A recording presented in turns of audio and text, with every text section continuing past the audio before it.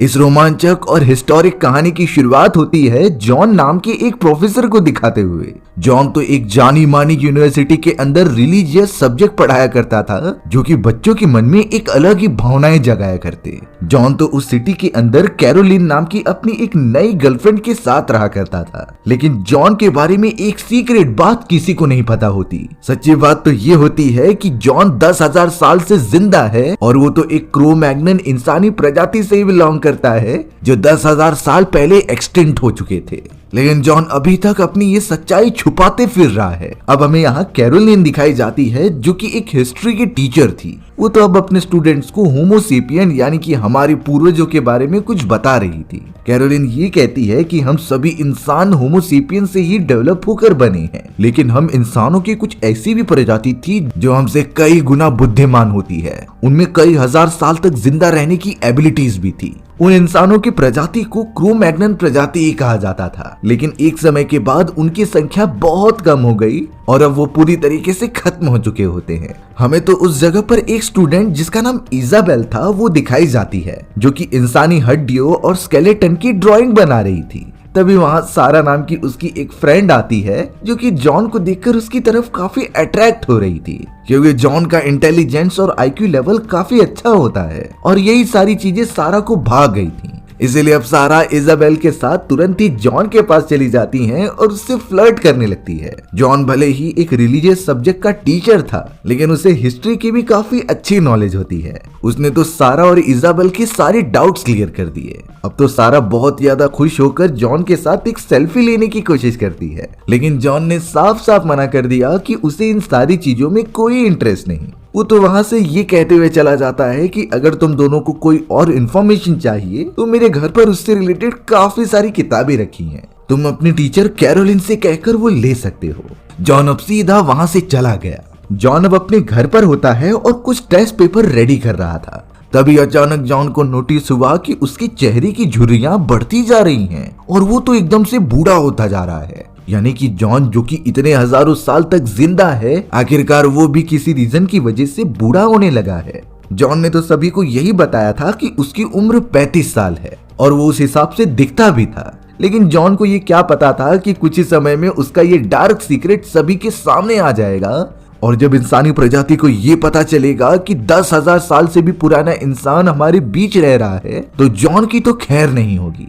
अब अगले दिन जॉन अपने क्लास में होता है, जो सारे स्टूडेंट्स को गौतम बुद्ध के बारे में पढ़ा रहा था। वहाँ पर काफी सारी कंट्रोवर्सीज चली जॉन और कुछ स्टूडेंट्स के ऊपर। कोई मान रहा था कि गौतम बुद्ध बड़े हैं और कोई मान रहा था कि जीसस बड़े हैं, लेकिन जॉन ने बहुत ही अच्छी तरीके से सभी के डाउट्स क्लियर किए। क्लास खत्म होने के बाद इजाबेल और सारा फिर से जॉन के पास आते हैं और उसकी इतनी अच्छी अंडरस्टैंडिंग के लिए उसकी तारीफ करते हैं, पर जॉन को इससे कुछ फर्क नहीं पड़ता था। उसे तो सिर्फ इंसानों के बीच सेफ रहना है ताकि उसके बारे में किसी को पता ना चले।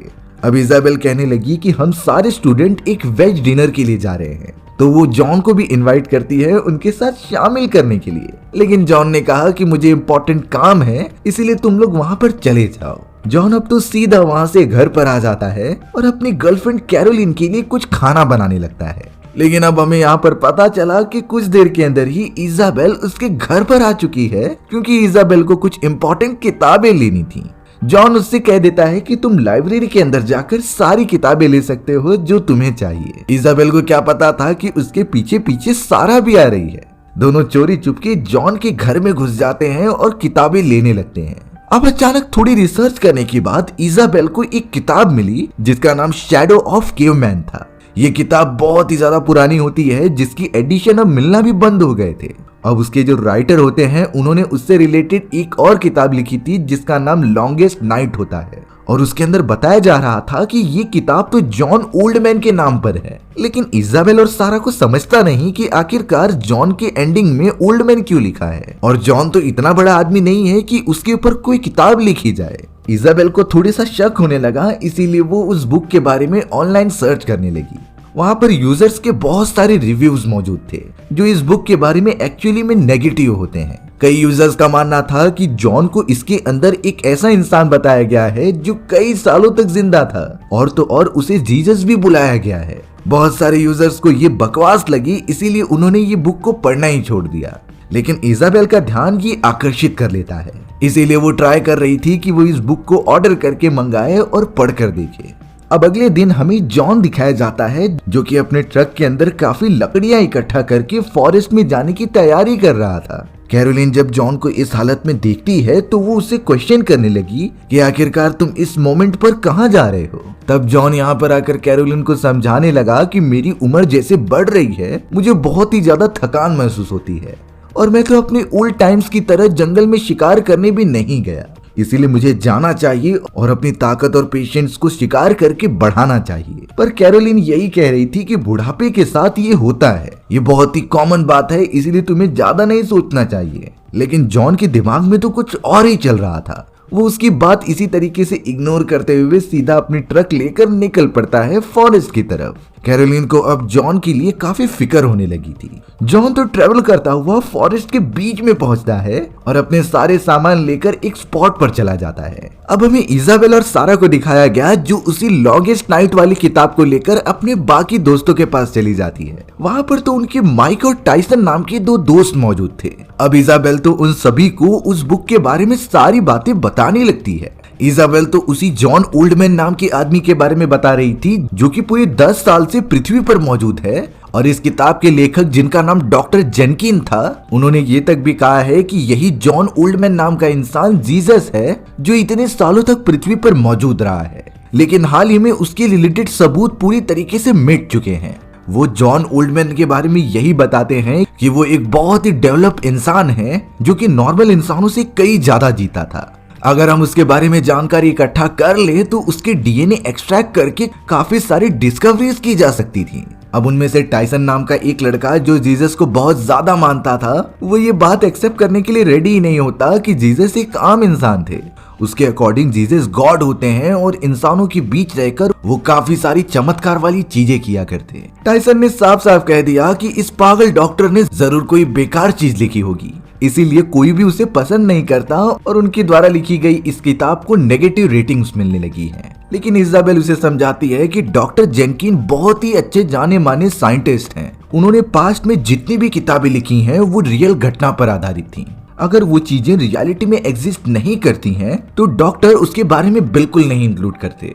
और अब इजाबेल का इतना ज्यादा भरोसा देखते हुए सभी के सभी मान जाते हैं उसके आगे की बात सुनने के लिए। इजाबेल तो अब उसी बुक में मौजूद बहुत सारी चीजें दिखाने लगी जो उसने भी पहली बार देखी थी।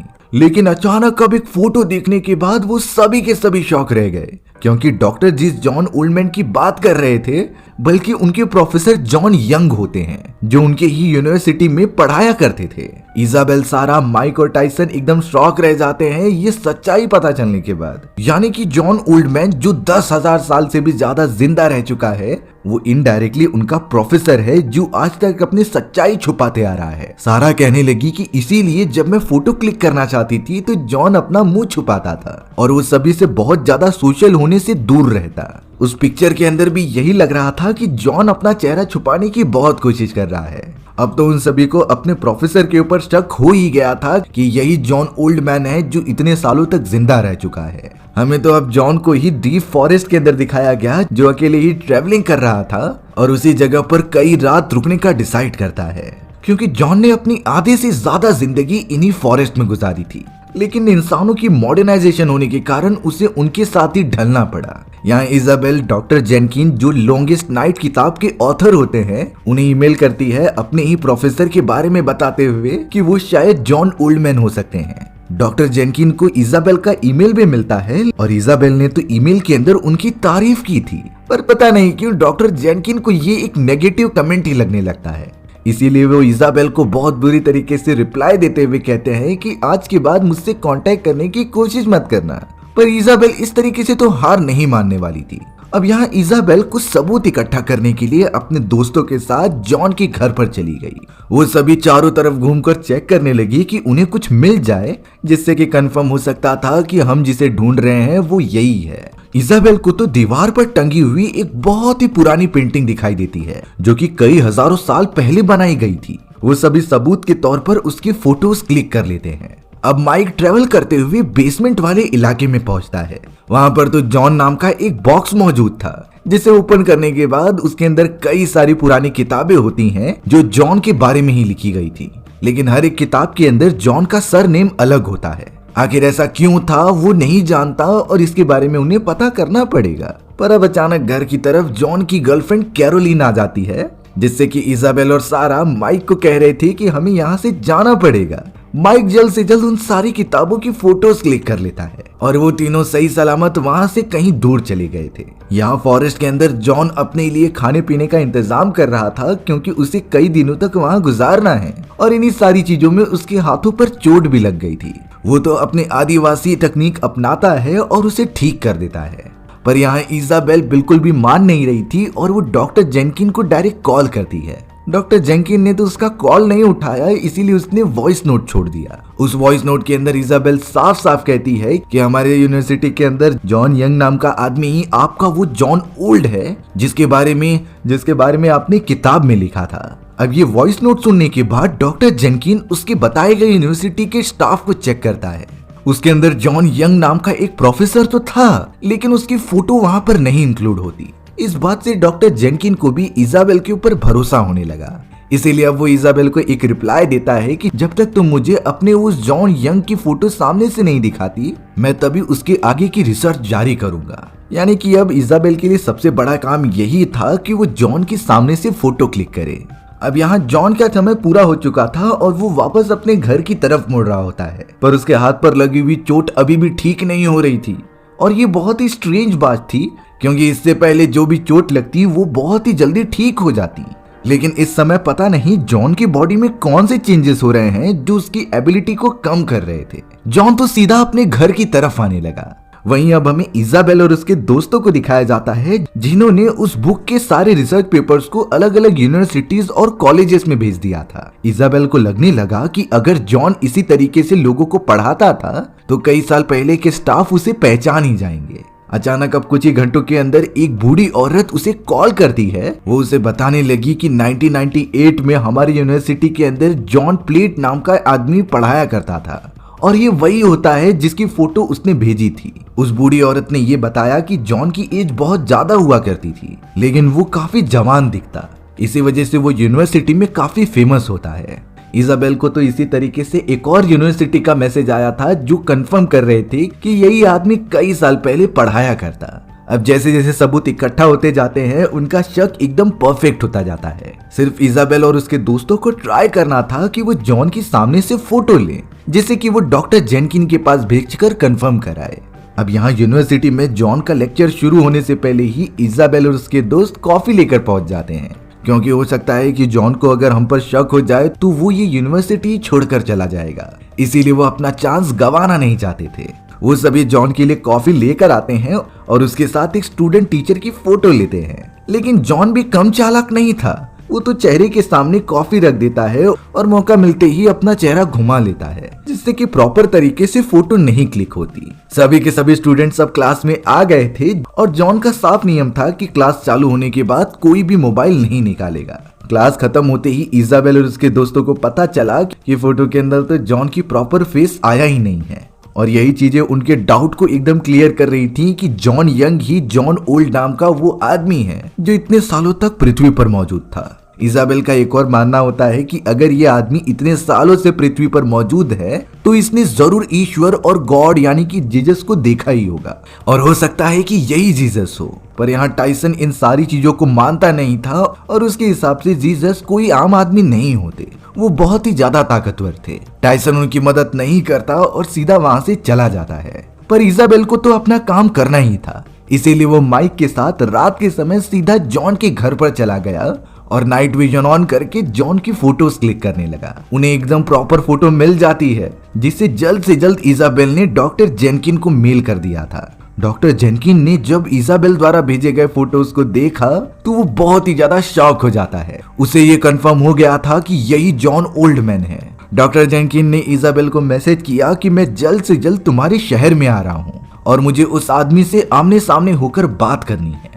यानी कि इजाबेल और उसके दोस्तों की ये रिसर्च बहुत ही अच्छी तरीके से आगे बढ़ रही थी। अब हमें यहाँ सारा को दिखाया गया जो जॉन के घर में आकर उसके साथ फ्लर्टिंग करने लगी होती है। वो तो उसकी तरफ काफी अट्रैक्ट हो रही थी और बहुत क्लोज जा रही थी, ये सब सारा का प्लान होता है जॉन के बारे में और डिटेल निकालने के लिए। लेकिन जॉन जो कि एक सख्त लौंडा था वो उसकी बातों में नहीं आता और सीधा सारा को पीछे करके यहाँ से जाने के लिए कहता है। तब जाकर सारा ने गुस्से में आकर जॉन को ये कह दिया कि हमें तुम्हारे बारे में सब कुछ पता है, तुम कितने सालों से पृथ्वी पर रह रहे हो और तुम कैसे अपनी आइडेंटिटी छुपाते हो। जॉन ने इस बात को ज्यादा इंपॉर्टेंस नहीं दिया क्योंकि वो दिखाना नहीं चाहता था कि वो सच में वो आदमी है। उसने सारा को यहाँ से जाने के लिए कह दिया। सारा वहां से चली तो जाती है लेकिन अब उसे पछतावा होने लगा और वो काफी रोते हुए अपने दोस्तों के पास जा रही होती है। सारा तो सीधा इजाबेल के पास पहुंचकर उसे बता रही थी कि किस तरीके से उसने जॉन के साथ ये हरकत की, पर उसने ये भी कहा कि शायद जॉन को शक हो गया होगा कि हम उसके बारे में जरूर कुछ जानते हैं। इजाबेल अब काफी डर गई क्योंकि इससे तो अब जॉन ये शहर छोड़कर जा सकता है और हो भी कुछ ऐसा ही रहा था। जॉन तो अपने सारे सामान इकट्ठा करता है ताकि वो ये सिटी छोड़कर कहीं दूर चले जाए और वो अपनी यूनिवर्सिटी के डीन से आकर बात करने लगा इस्तीफा के बारे में। वो जल्द से जल्द अपनी पूरी आइडेंटिटी मिटा देता है ताकि सच्चाई किसी को ना पता चले। वो सभी स्टूडेंट्स काफी परेशान हो गए थे। डॉक्टर जेनकिन अभी रास्ते में ही होते हैं जो उनकी सिटी पहुंचने वाले हैं, लेकिन इसाबेल सोच में पड़ गई कि कहीं उनके आने से पहले जॉन यहाँ से चला ना जाए। जॉन ने जब ये सारी बातें अपनी गर्लफ्रेंड को बताई तो वो बहुत ही ज्यादा दंग रह जाती है क्योंकि उसने सोचा था कि वो दोनों एक दूसरे के साथ लाइफ बिताएंगे, पर जॉन ना ही अपनी गर्लफ्रेंड को प्रॉपर रीजन दे पा रहा था और ना ही वो रुकने के लिए मान रहा होता है। जॉन की गर्लफ्रेंड बहुत गुस्सा होकर वहां से तुरंत ही चली जाती है। जॉन तो ट्रक के अंदर जब सारे सामान रखता है तो इजाबेल और उसके सभी दोस्त वहां पर पहुंच गए थे। वो सभी तो जॉन को एक अच्छा फेयरवेल देना चाहते थे क्योंकि ये उसका यूनिवर्सिटी में आखिरी दिन था, पर जॉन उन्हें मना करता रहता है कि मुझे जल्द से जल्द जाना है, इसीलिए तुम लोग साइड हट जाओ। तब जाकर बहुत सोचने के बाद माइक और इजाबेल डायरेक्ट पॉइंट पर आकर वो किताब दिखाते हुए ये कहते हैं कि हमें तुम्हारी सच्चाई के बारे में पता है। इस बुक के अंदर डॉक्टर जेनकिन ने सब कुछ इंक्लूड किया था और हमारे रिसर्च के अकॉर्डिंग हम ये कंक्लूजन पर पहुंचे हैं कि तुम जॉन यंग नहीं बल्कि कई 100 सालों तक पृथ्वी पर मौजूद हुए इंसान जॉन ओल्ड मैन हो। जॉन जब ये बातें सुनता है तो वो कहने लगा कि ये सब तो फिक्शनल चीजें हैं, तुम सभी स्टूडेंट्स हो और अपनी पढ़ाई पर ध्यान दो। पर इजाबेल के पास सारे सबूत थे और वो इस तरीके से तो मानने नहीं वाले। इजाबेल तो ये भी पूछ लेती है कि क्या तुम जीसस हो। जॉन तो अब कुछ अजीब बर्ताव कर रहा था और वो उनकी प्रॉपर जवाब नहीं देता और यहाँ से जाने के लिए कहता है। बहुत ज्यादा बोलने के बाद जब वो कोई रिस्पॉन्स नहीं कर रहा था